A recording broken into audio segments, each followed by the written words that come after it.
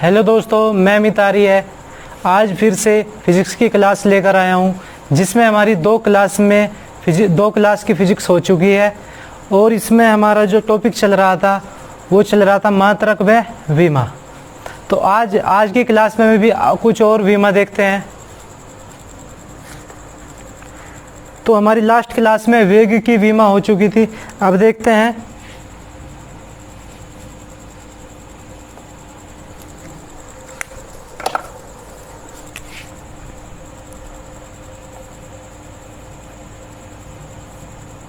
किसकी, त्वरण। Yes English में बोल देंगे एक्सीलरेशन। पहले तो इसका मात्रक सूत्र ही पता होना चाहिए। त्वरण क्या होगा? वेग परिवर्तन बटे समय। वेग परिवर्तन बटे समय। तो इसकी विमा निकालने के लिए सबसे पहले हमें वेग परिवर्तन की विमा पता होनी चाहिए। तो वेग परिवर्तन की हम पिछली क्लास में निकाल चुके थे। वेग परिवर्तन की होती है LT की नफी 1। समय की कितनी होगी? T। और क्या होगा? T जब ये ऊपर जाएगा तो ये क्या हो जाएगा? माइनस का। और पहले से यहाँ पे T माइनस का 1 है और ये माइनस के 2 हो जाएगी। तो त्वरण की विमा कितनी होगी? LT की नफी 2। अगला देखते हैं बल, जिसे इंग्लिश में क्या बोलते हैं? फोर्स। द्रव्यमान गुना त्वरण। द्रव्यमान को किस चीज से प्रदर्शित किया जा? M से। और त्वरण हो जाएगा हमारा A से। तो यहाँ पे हमें बल की विमा निकाल रहे, तो हमें M की विमा पता होनी चाहिए और त्वरण की। M की क्या होगी? M की M होगी द्रव्यमान की। और त्वरण की अभी विमा निकल ली, कितनी आई? LT की नफी 2। और यहाँ से जब इन दोनों की एक जगह लिख देंगे तो कितनी हो जाएगी? MLT की नफी 2। तो बल की विमा क्या होगी? MLT की नफी 2। तो आज की तीसरी देखते हैं आवेग। आवेग को इंग्लिश में बोलते हैं इम्पल्स। आवेग का फॉर्मूला होता है फोर्स इनटू टाइम। क्या होता है? Force into time. तो फोर्स या बल की विमा कितनी निकल कर आई? ML T की नफी 2। और समय की विमा कितनी होती है? या मूल मात्रक इसका T M। L यहाँ पे नहीं है तो L आ जाएगा। और T की यहाँ पे कितनी है? -2। और यहाँ कितनी है? +1। तो यहाँ से आ जाएगी MLT की नफी 1। तो ये किसकी होगी? आवेग की। नंबर 4 देखते हैं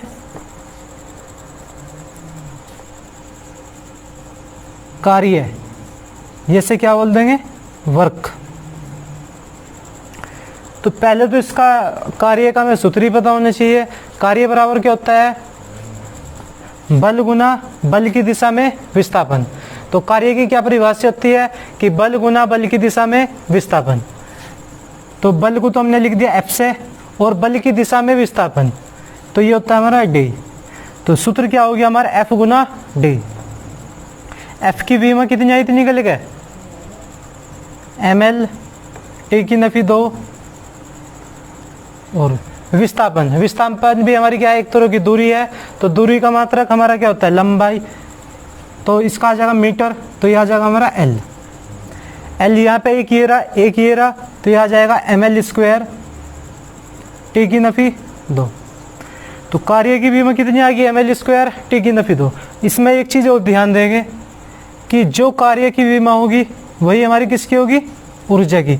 ऊर्जा से हमारी कोई सी भी आ जाए, गतिज ऊर्जा, स्थितिज ऊर्जा, तो उसकी भी बीमा कितनी होगी? ML² T की नफी 2। तो आगे की बीमा और देखते हैं।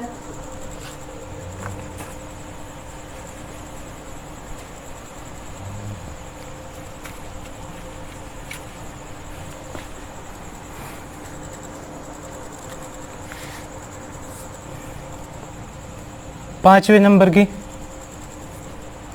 दाब, किसकी देखते हैं? दाब की। दाब को इंग्लिश में क्या बोलते हैं? प्रेशर, जिसे प्रदर्शित करते हैं P से।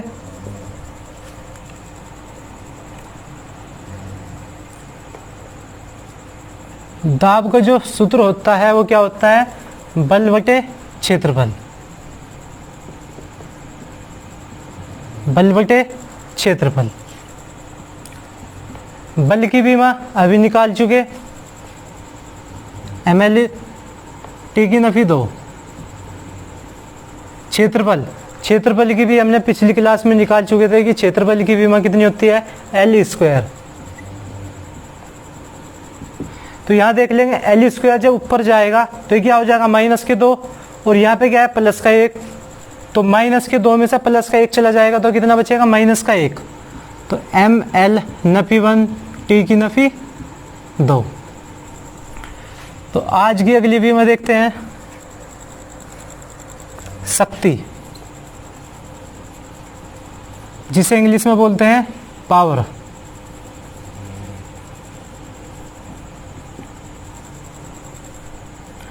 तो शक्ति की परिभाषा, कार्य करने की दर को शक्ति कहते हैं, कार्य करने की दर को शक्ति कहते हैं। तो यह आ जाएगा W/T, और W की भी विमा अभी हम निकाल चुके हैं, वो है ml² t की नफी 2। और ये यहाँ पे क्या है हमारा? समय, समय की भी विमा क्या होगा? T, और T यहाँ पे कितना है? प्लस का है, ऊपर जाने के बाद क्या हो जाएगा? ये माइनस का, और -2 -1 कितना हो जाएगा? -3। तो ये आ गई ml² t की नफी 3। तो दाब शक्ति की विमा क्या हो गई? ml² t की नफी 3। तो आज की अगली देखते हैं 7वीं,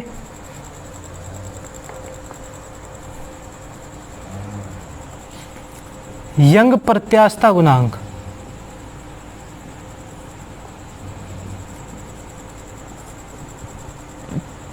जिसे हम प्रदर्शित करते हैं कैसे? Y से। यंग प्रत्यास्थता गुणांक का फॉर्मूला होता है प्रतिबल बटे विकृति, प्रतिबल बटे विकृति, प्रतिबल बटे विकृति। तो ये जो है प्रतिबल, जो प्रतिबल की विमा होगी वही हमारी किसकी है? दाब की, या जो दाब की विमा होगी वही होगी किसकी? प्रतिबल की। तो दाब की विमा कितनी आई थी हमारी? ml नफी 1 t की नफी 2। और यहाँ पे विकृति, तो विकृति क्या होगा? विकृति की कोई विमा नहीं होती, तो इसे हम ऐसे ही छोड़ देंगे। तो यहाँ से हमारी यंग प्रत्यास्थता गुणांक की विमा कितनी आएगी? ml नफी 1 t की नफी 2, ml नफी 1 t की नफी 2। तो यहाँ पे लिख लेंगे विकृति, विकृति क्या होती है? विमाहीन, कि विकृति की कोई विमा नहीं होती। अगली देखते हैं गतिज ऊर्जा, जिसे इंग्लिश में क्या बोलते हैं? Kinetic energy. इसका फॉर्मूला काइनेटिक एनर्जी 1/2 mv²। तो यहाँ पे इसकी गतिज ऊर्जा की विमा क्या होगी? देखते हैं। m की क्या होगी? m, और ये क्या है? हमारा वेग है, तो वेग की क्या होगी? L/T। दूरी बटे समय, तो दूरी की क्या होगी? L, और समय की कितनी होगी? T।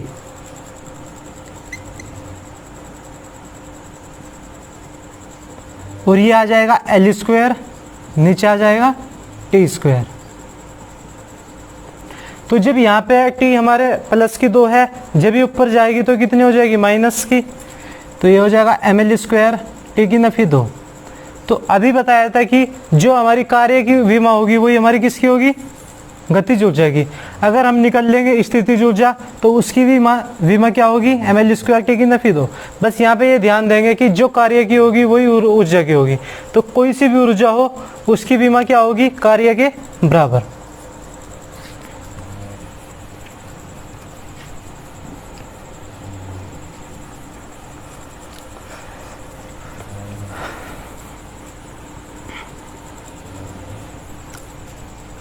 तो जो हम वीमा पढ़ चुके इन्हीं के तो वीमा तो हम इतनी रहने देंगे। जब इसके साथ साथ जब हम आगे के टॉपिक पढ़ते चलेंगे फिजिक्स के, तो जितने भी टर्म्स नहीं आती चली जाएगी तो उनकी वीमा हम वहीं पे निकालती चलेंगे।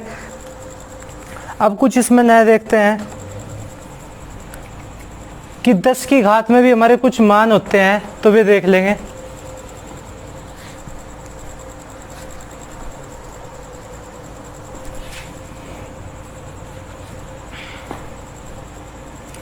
कि जैसे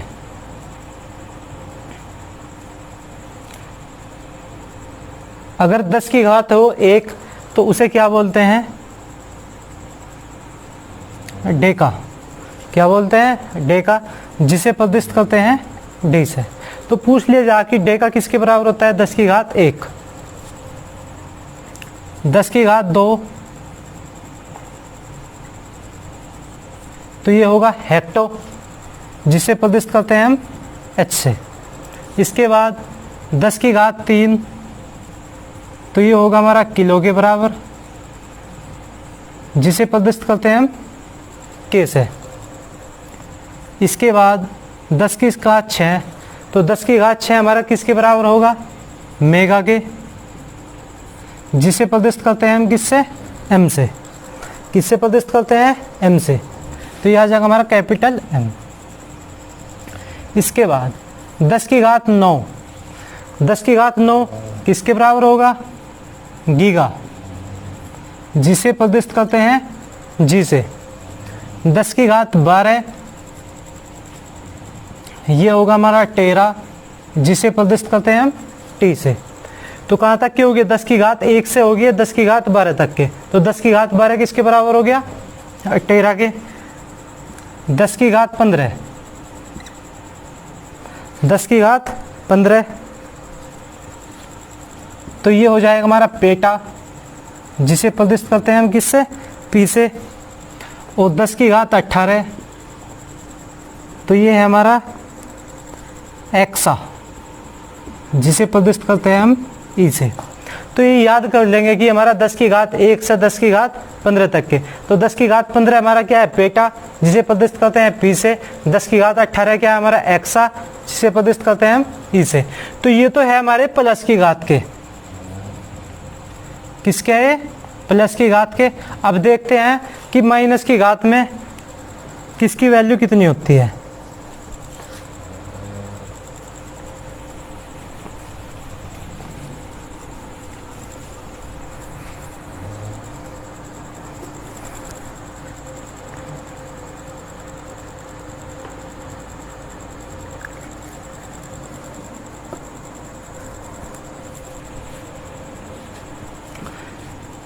तो 10 की घात -1, 10 की घात -1, तो ये होगा हमारा डेसी, जिसे प्रदर्शित करते हैं हम डी से।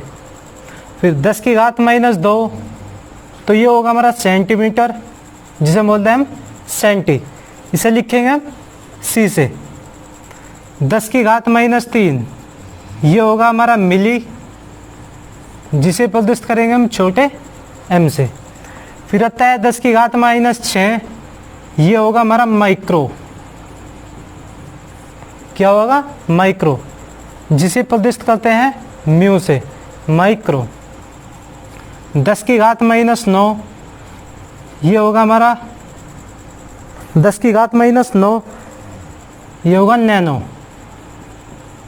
जिसे प्रदर्शित करते हैं एन से।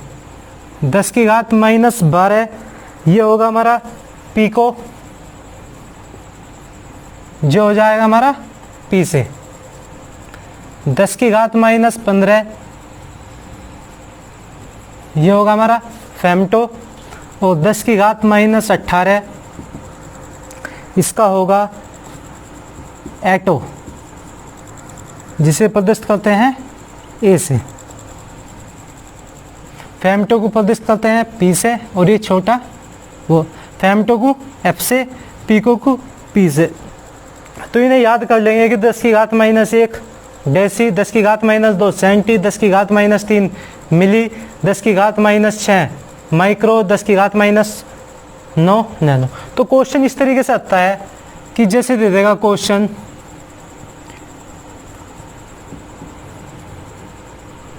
कि इनमें से